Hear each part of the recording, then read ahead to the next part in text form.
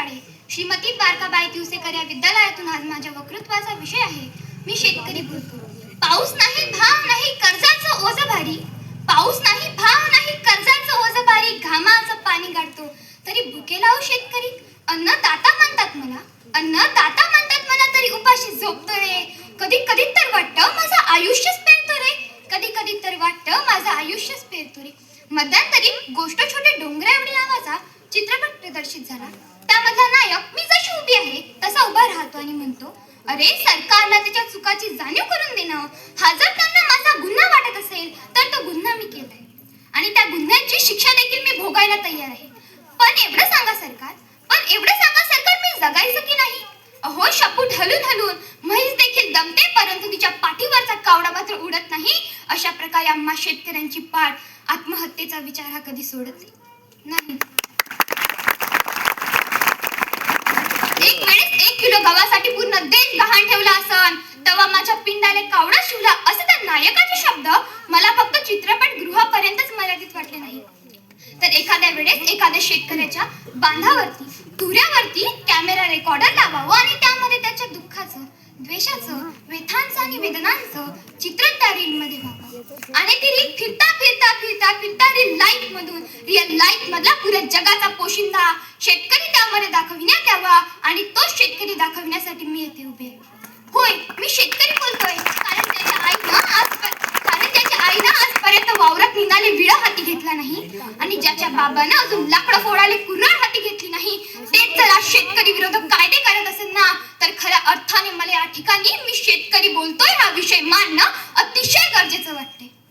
अहो, आपण जो दुकानातून पतंजलीचा कापूस आणतो ना, त्या पतंजलीच्या पाकिटातला तो 25 ग्रॅम कापूस हा 40 रुपयाला, तर 50 ग्रॅम कापूस हा 80 रुपयाला आणि 100 ग्रॅम कापूस हा 160 रुपयाला. तर काय क्विंटल झाला तो?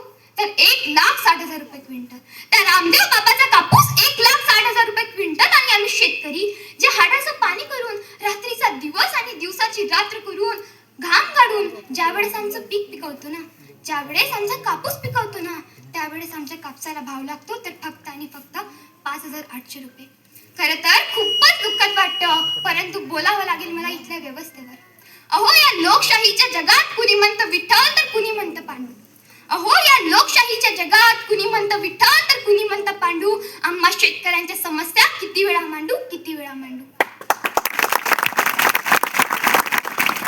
अहो, आम्ही शेतकऱ्यांनी जर आमचं उगम मिरचीचं शेत जरी जाऊन टाकलं ना, तरीही कुणी बोलत नाही. अहो, आम्ही शेतकऱ्यांनी जर आमच्या उभ्या टमाटरच्या पिकात ढोरं जरी सोडून दिली ना, तरीही कुणी बोलत नाही. कुणीही आडाओरडा करत नाही आणि कुणालाही बोलण्यासाठी शब्द फुटत नाही. आणि नंतर मात्र इथल्या सरकारला आम्हा शेतकऱ्यांची नासाडी दिसते. अहो, आम्हा शेतकऱ्यांची नासाडी तर इथल्या सरकारनेच केलेली आहे. त्याचं काय? अहो, आम्ही शेतकरी ज्यावेळेस रस्त्यावरती आंदोलनासाठी उतरतो ना, त्यावेळेस रस्त्यावरती आंदोलनासाठी उतरताना आमचं काळीज देखील मानत नाही. आम्हाला आमच्या काळीजावर भला मोठा दगड ठेवून रस्त्यावरती आंदोलनासाठी उतरावं लागतं. कारण आता खाणाऱ्याच्या पोटाला चिमटा बसल्याशिवाय त्याला पिकवणाऱ्याची किंमतच कळणार नाही, हे आता आम्ही चांगल्याच जाणतोय. अहो, आम्ही शेतकरी कुणी उपाशी राहावं म्हणून आंदोलन करत नाही, तर भविष्यात कुणी उपाशी राहू नये यासाठी आम्ही आंदोलन करतो. मातीच्या मडकीला भाव ठरविण्याचा अधिकार त्या कुंभाराला असतो. संभार ज्यावेळेस चपला शिवतो ना, त्यावेळेस त्या चप्पल शिवण्याला भाव ठरविण्याचा अधिकार त्या संभाराचा असतो. पण मात्र हजारो लाखो रुपया मातीत टाकणाऱ्या आम्हा शेतकऱ्यांना आमच्या कापसाला, आमच्या भावाला भाव ठरविण्याचा अधिकार आम्हाला नसतो. तर मग आमच्या पिकाला भाव कोण ठरवतो? तर इथले दलाल ठरवतात व इथले सरकार ठरवतात. आणि हे दोघंही मिळून आम्हाला भाव कितीचा देतात? तर आमचा उत्पादन खर्च सुद्धा निघत नाही, एवढा कमी भाव आम्हाला देतात. मग खरंच सांगा आम्ही शेतकऱ्यांनी जगायचं की मरायचं? अहो, मला एवढंच सांगायचं आहे की कधीतरी आम्हा शेतकऱ्यांच्या डोळ्यातले अश्रू बघा, आमच्या व्यथा जाणा, आमच्या वेदना समजा. नाहीतर एक दिवस एक वेळ अशी येईल की होता शेतकरी अशी म्हणण्याची वेळ आपल्यावर येईल. शेवटी एवढेच मानते की नाही दिवा जरी या पडक्या घरात माझ्या, तरी मी सूर्य पाळलेला आहे उरात माझ्या. बघतो असा कसा हा पाऊस पडत नाही, वीज पेरली या वावरात माझ्या, वीज पेरली या वावरात माझ्या. धन्यवाद. जय जवान